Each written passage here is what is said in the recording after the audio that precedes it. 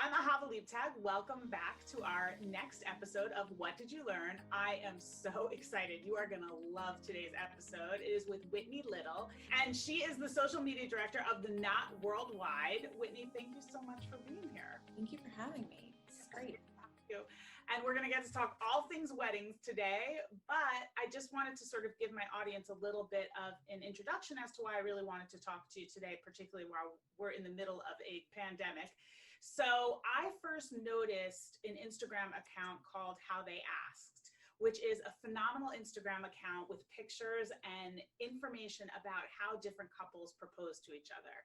And one of the things I really loved about it right away is the diversity that I saw on the channel. You know, it wasn't just all white heterosexual couples. There are gay couples, mixed race couples, all those, you know, sort of diverse ways of getting to know other people and learning more about people who you might think are in a completely different world than you're in. And so I was really excited to talk today about that, because I think that the pandemic and Black Lives Matter and trying to have this sense of honesty and inclusion towards each other while everybody's like fighting with each other over like wearing masks is a really interesting place for communicators to be. So I'm really excited to have you here today. And with that long introduction, let's get to know you a little bit. So you told me you just moved to Austin, Texas. What is your favorite kind of taco? Oh man. Torchy's Tacos makes a fried avocado taco, which is like chef's kiss. It's so good. If I was safe to get on a plane, I'd be there tonight. It's really, really good. That sounds really good. I had an amazing, what inspired the question was I had this amazing beer battered fish taco, fried fish taco last night with this like coleslaw. It was delicious. Really, really good. You can't go wrong with a fish taco. Like always hits the No, or Tex-Mex in general. Like yeah. I missed it so much. I've just been like eating my way through every Mexican food restaurant and barbecue too. My husband got a smoker for our backyard, so he's been smoking like ribs and brisket and all this stuff. It's been great. Now, have you learned any TikToks? I learned the Savage dance. How could you never posted it? Never. But I do it routinely, just like around the house. But I feel I'm 35 and I feel like I'm not meant for TikTok. I'm meant to consume it, not to contribute to it. I hear that. I totally hear that. And did you take up any new hobbies? This is going to sound boring, but like baking, I feel like everyone did that. I made a 3-tier funfetti cake from scratch, like 5 days into quarantine. I was like, I'm losing it. And I just needed to bake. And now we're, like 20 years into it. And I just kind of feel like I've baked all the things and I'm over it. I've watched a lot of Love Island, the UK show, because it's like 50 episodes in a season. So that's taken up a lot of my time. Yeah. So I've done a lot of weird stuff. Well, at least you're keeping yourself busy. So yes. First of all, let's talk about what's happened to weddings in general, because, you're at the Knot. Everybody's freaking out about, what's happening to the global economy. You see couples getting married over Zoom and not doing the same parties. And yet when you go on the site and you look at all the content, you see what's going on. It seems like people are still in love and they're still getting married. So talk to me about what you're seeing and how you guys sort of pivoted your content approach to this change. We're seeing a lot of people on our social feeds conflicted about, I still want to have this big day, like it's important to me because it's important for my family to see it, for our friends to be there and have a great time. So that's still really important, but we're seeing a lot of postponements instead of cancellations. So people aren't giving up on it, but we're also seeing a lot of people say like, who knows what tomorrow's going to bring? And I just want to be married to this person. And we're going to have what we've termed a mini moni. So it's, over Zoom, or now we're seeing people, depending on the state and county restrictions, going outside and having seating, 6 feet apart and taking all the safety precautions they can just to make sure they're having a moment, even if it's not what they thought it was going to look like.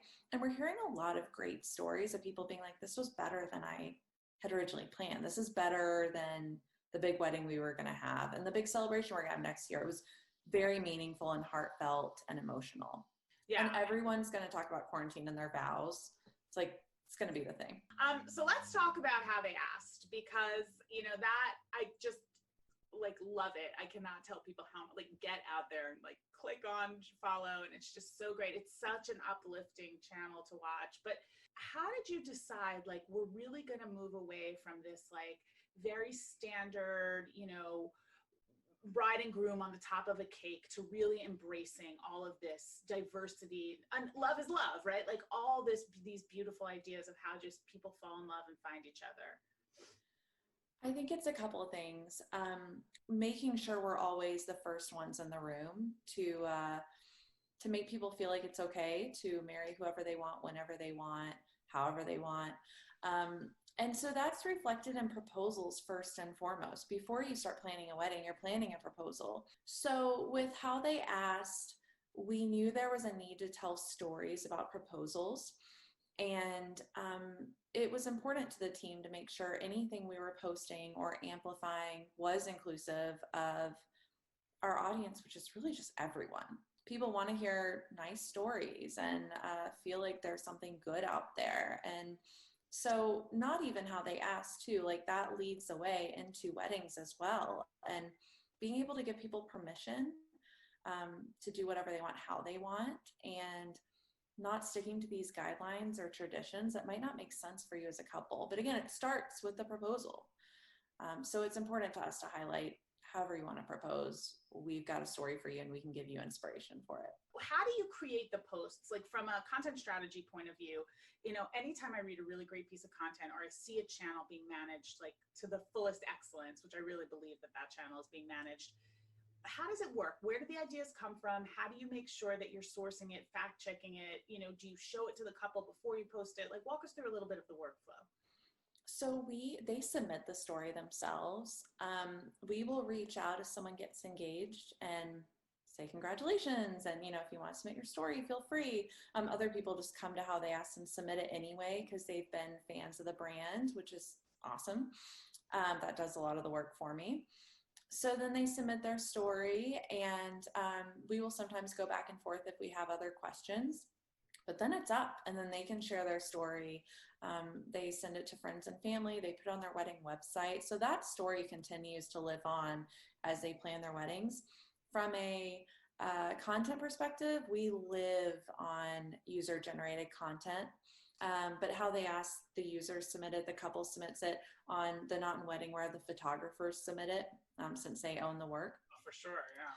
But it's a lot of back and forth. I mean, my team is in the DMs all day, like checking with people, getting permissions before we post, making sure they're okay with it, making sure the photographer's given permission, the couple and the photos given permission, and getting all the credits too. So like with a proposal, typically someone will enlist like a sign or, some sort of decor, and we want to be giving credit to those types of vendors who are helping, because a lot goes into a proposal. We know a lot goes into a wedding, but a lot goes into a proposal too.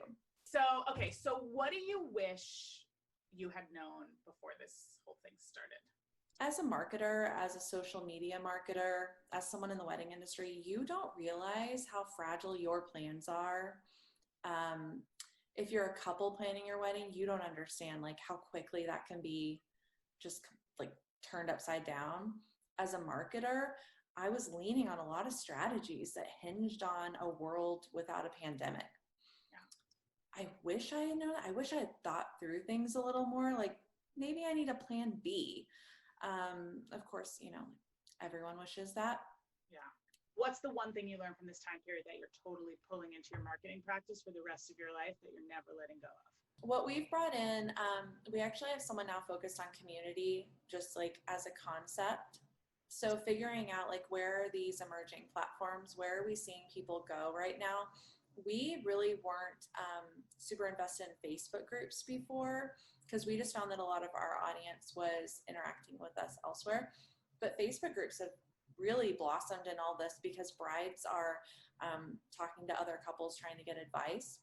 So that's been a really big takeaway for me, is figuring out how do we have someone devoted 24/7 to keeping eyes on our audience and figuring out where do they need us versus like where do we need to market to them? How do we want to interact with them? It's like, how can we best serve you wherever you are?